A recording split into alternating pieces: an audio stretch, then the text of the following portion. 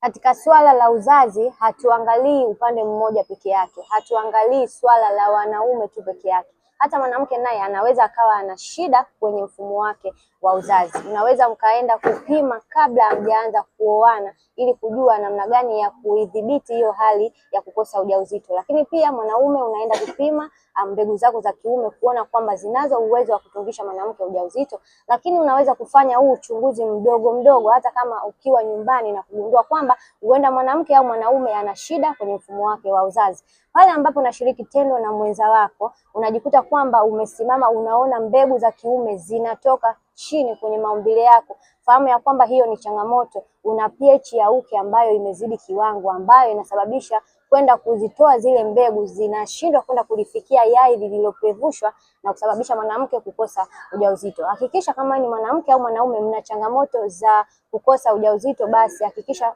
unaenda hospitali wewe na mwenza wako ili kujua namna gani ya kujitibia na muweze kupata mtoto bila changamoto yoyote.